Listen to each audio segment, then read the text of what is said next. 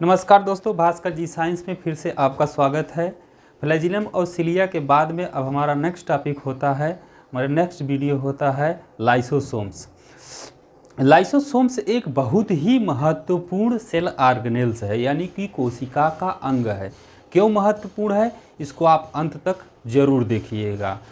ठीक है, अब हम बात करेंगे लाइसोसोम्स के बारे में। लाइसोसोम्स को हिंदी में लाइसोसोम्स लयनकाय, लयन का मतलब होता है हिंदी में समाप्त कर देना, विघटित कर देना, विघटित कर देना। अब ये क्या विघटित करता है, अभी हम आगे आपको बता रहे हैं, लेकिन इसके पहले आप थोड़ा सा देख लीजिए इसकी अंग्रेजी का संधि विक्षेप, यानी कि अंग्रेजी के वर्डों को तोड़ करके हम क्या जान रहे हैं कि लाइसोसोम क्या है। हमने आपको पहले भी बता रखा है, बार बार भी बताएंगे कि आप पढ़ाई इसलिए कर रहे हैं क्योंकि आपको परीक्षा में भी पास होना है। परीक्षा में बहुत प्रेशर होता है, बहुत घबराहट होती है कि ये प्रश्न आते हुए भी बहुत से प्रश्न छूट जाते हैं। इस नाते आप किसी भी टॉपिक्स के एक एक वर्ड को भी जानते रहेंगे तो बड़े आसानी से आप अपने परीक्षाओं में कुछ न कुछ लिख सकते। लाइसोसोम्स, लाइसो एक शब्द है, लाइसो का मतलब होता है डाइजेस्टिव, सोम्स मतलब बॉडी,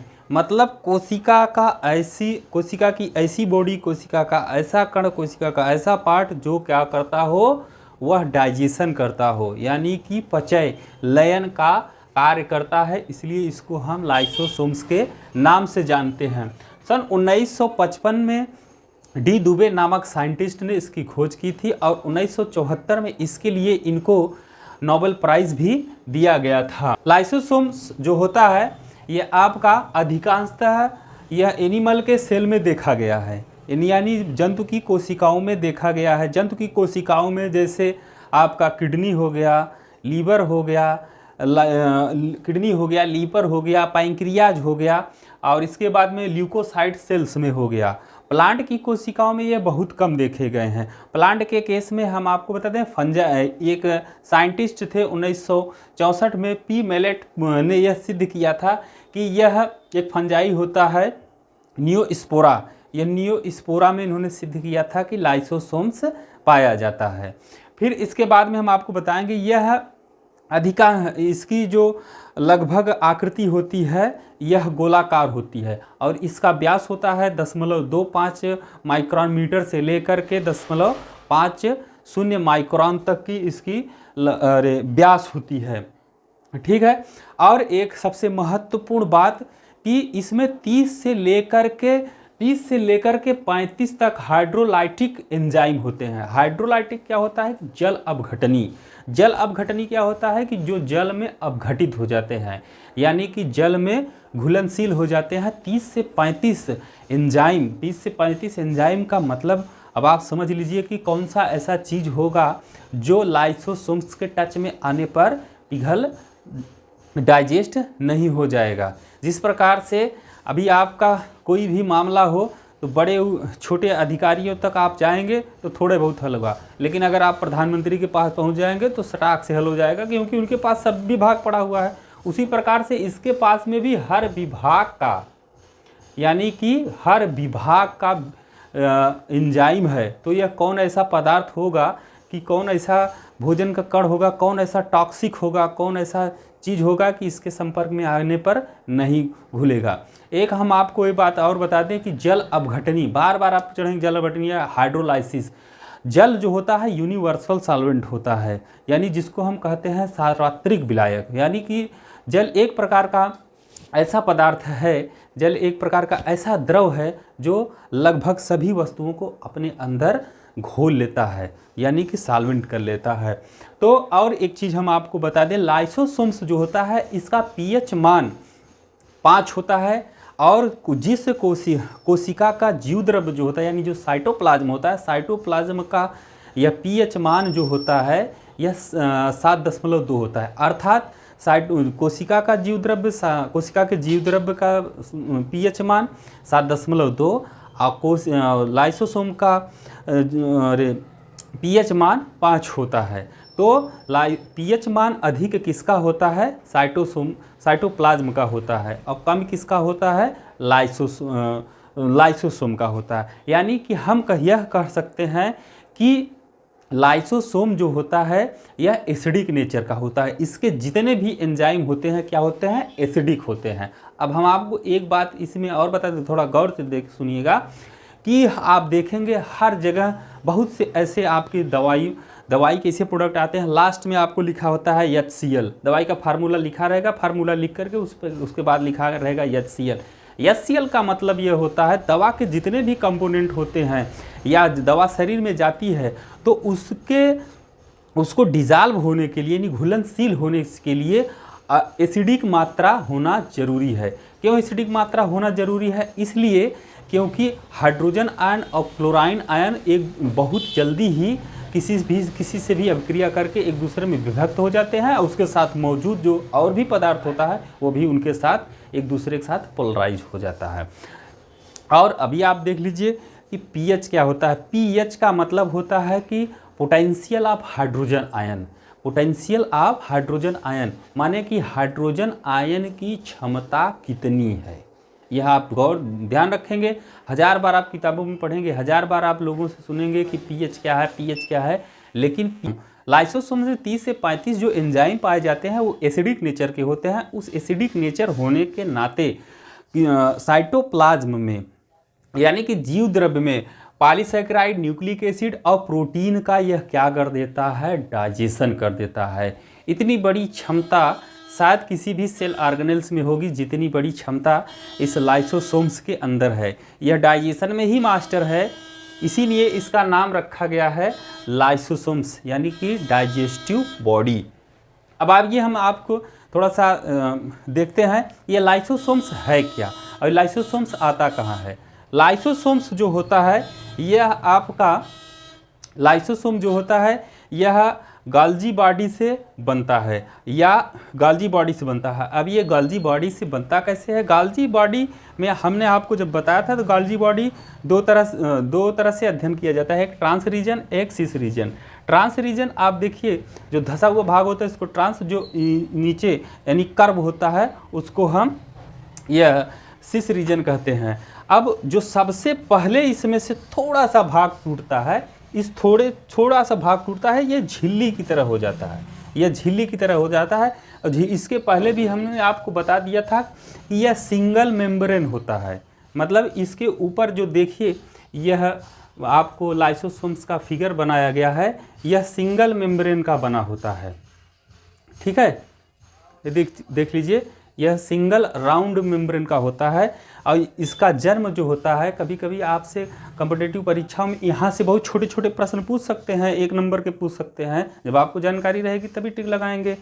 तो यह पूछ सकता है कि लाइसोसोम्स का जन्म कहाँ से होता है, तो आप बताएंगे कि लाइसोसोम्स का जो जन्म होता है यह कहाँ से होता है, यह गाल्जी बॉडी से होता है। और लाइसोसोम्स में कितनी झिल्लियाँ होती हैं?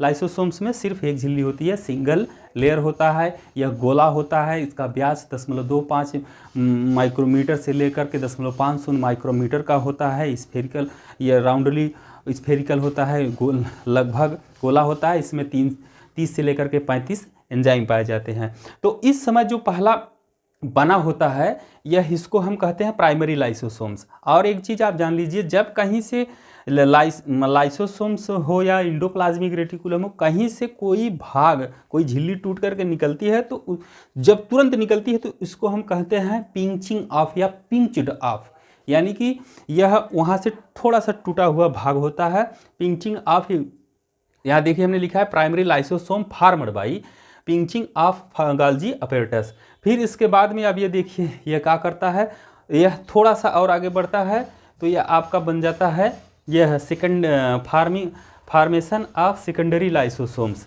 अब सेकेंडरी लाइसोसोम्स, अब देखिए प्रोडक्ट ऑफ डाइजेशन, यह किसी भी प्रोडक्ट, मतलब यहाँ तक तो पहुँचा प्राइमरी था, अब यह कहीं से, मतलब अब ये देखिए प्लाज्मा मेम्ब्रेन है, कोशिका की यह झिल्ली है, कोशिका की बाहरी लेयर है जिसको हम प्लाज्मा मेम्ब्रेन कहते हैं, सेल वॉल कहते हैं। या वहाँ से क्या किया, कहीं से कोई भोजन का कण आया या फिर भोजन का कण समझ लीजिए, या कोई भी अनडाइजेस्टिव मटेरियल अगर कोशिका में घुसा, या डाइजेस्टिव है या अनडाइजेस्टिव है घुसा, तो यह तुरंत क्या कर लेता है, इसको कैप्चर कर लेता है। किसको कैप्चर कर लेता है?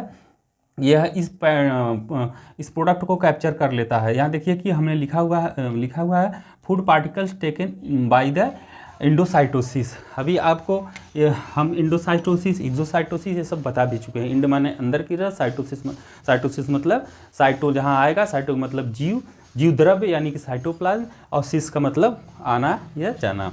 ठीक है, फिर इसके बाद में यह आपका हो गया इंडोसाइटोसिस। अब ये भोजन के कण को ले लिया, प्रोडक्ट ऑफ डाइजेशन, मतलब इस प्रोडक्ट का डाइजेशन हो गया, किस में हो रहा है, सेकेंडरी लाइसोसोम्स में हो रहा है। ठीक है, सेकेंडरी लाइसोसोम्स में यह डाइजेशन हो रहा है। अब देखिए इसको डाइजेस्ट करके उसमें जो अच्छे पदार्थ होते हैं साइटोप्लाज्म में छोड़ देता है। यह वेस्टेज मटेरियल को लेता है, ले जाकर के फिर साइटोप्लाज्म में यह घुस जाता है। अब आप कहेंगे ये क्या कोई खेल मदारी है क्या, जब चाहता है तब घुस जाता है, जब चाहता है तब नहीं। यह महत्वपूर्ण होता है कि किस पर निर्भर करता है, पोटेंशियल ऑफ हाइड्रोजन आयन यानी कि पीएच मान के ऊपर। पहला तथ्य, दूसरा जो होता है इनके निर्भर करता है इनमें मौजूद एंजाइम के ऊपर। अभी हमने आपको बता रखा है कि एंजाइम 30 से 35 होता है।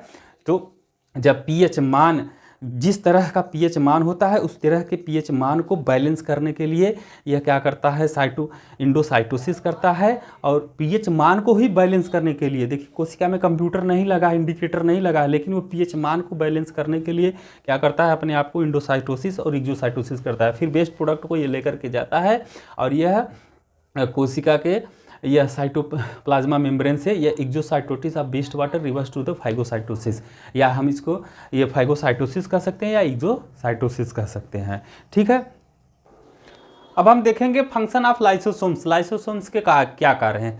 तीन मुख्य बात लाइसोसोम्स में जरूर बात आप याद रखिएगा, यह पॉलीसेकेराइड, न्यूक्लिक एसिड और प्रोटीन का भी डाइजेशन करता है। क्यों करता है, क्योंकि इसके पास 30 से लेकर के 35 ये हाइड्रोलाइटिक एंजाइम पाए जाते हैं, जल अपघटनी एंजाइम पाए जाते हैं। इस नाते ये इतने बड़े बड़े पदार्थों का भी अपघटन यानी डाइजेशन कर लेता है। न्यूक्लिक एसिड का भी ये डाइजेशन करता है, पॉलीसेकेराइड का भी, प्रोटीन का भी कर लेता है। न्यूक्लिक एसिड में अब आप समझ लीजिए कि उसमें डीएनए भी आ सकता है, आरएनए का भी कुछ भाग आ सकता है, क्योंकि DNA deoxyribose nucleic acid, RNA ribose nucleic acid, यानी कहने का मतलब बाप रे बाप ये बहुत ही खतरनाक है, इससे थोड़ा सा बच के ही रहना पड़ेगा। अब ये कितना खतरनाक है अभी हम आपको तुरंत बता रहे हैं। इसका देखिए फंक्शन मुख्यतः चार प्रकार का होता है। पहला है digestion of the extra cellular material. यह क्या करता है, कोशिका के एक्स्ट्रा सेलुलर मटेरियल माने कि कोशिका से बाहर से भी आने वाले पदार्थों को क्या कर देता है, यह डाइजेस्ट कर देता है। और इंट्रा सेलुलर में यह कोशिका में मौजूद भी पदार्थ को यह डाइजेस्ट कर लेता है। तीसरा इसका का ट्रिगर ऑफ सेल डिवीजन। अब यही हम आपको बता रहे थे कि ये कितना खतरनाक भी है। यह कोशिका में सबसे खतरनाक सेल ऑर्गेनेल्स है। आपको एकेडमी एग्ज़ाम में ये भी पूछ सकता है या फिर कॉम्पिटिटिव एग्ज़ाम में ये भी पूछ सकता है कि भाई यह ट्रिगर ऑफ सेल डिवीजन क्या है। आपसे पूछेगा ट्रिगर ऑफ सेल डिवीजन क्यों, जब ऐसी परिस्थिति आती है कि लाइसोसोम्स कोशिका की एकदम परिधि पर, एक ऐसा वैज्ञानिकों का मानना है कोशिका के एकदम परिधि पर पहुंच जाता है और जब फटने की पोजीशन पर होता है, फटने ही वाला होता है, तभी क्या होता है, कोशिकाओं में विभाजन चालू हो जाता है। यानी माइटोसिस, मियोसिस, अर्धसूत्री विभाजन, समसूत्री विभाजन किसके इंडिकेटर से होता है, कि लाइसोसोम्स के ही इंडिकेटर से होता है। क्यों, यह डीएनए इसमें मौजूद कोशिका में मौजूद डीएनए जान चुके होते हैं कि बाप रे बाप अब तो यही फटने वाला है, जो हमको बाहर से भोजन लाता था और हमारे अंदर के खराब पदार्थ को बाहर ले जाता था, हमारा सारा काम करता था, अब वही फटने वाला है, वही मरने वाला है। तो यहाँ से क्या करो, 9 2 11 निकल लो। तो क्या करता है, यह कोशिका के सारे काम को छोड़ करके यह कोशिका विभाजन में लपट जाता है। फिर इसके बाद में है एक इसका मुख्य कार्य और है ऑटोलाइसिस। किसी भी परिस्थिति में मान लीजिए कि किसी भी परिस्थिति में अगर कोशिका क्या होती है, बीमार की अवस्था में आ जाती है, तो यह क्या करता है, बाहर से आने वाले वायरस बैक्टीरिया को भी क्या करता है, अपने अंदर दबा करके कैद करके उनको भी डाइजेस्ट कर देता है, उनको भी कमज़ोर कर देता है। इस प्रकार से हमारा यह लाइसोसोम्स का स्ट्रक्चर, फंक्शन और इसके बाद में इसकी जानकारी हम एंड करते हैं। इसके बाद में अब हमारा नेक्स्ट सेल ऑर्गेनेल्स आएगा स्फेरोसोम्स। धन्यवाद।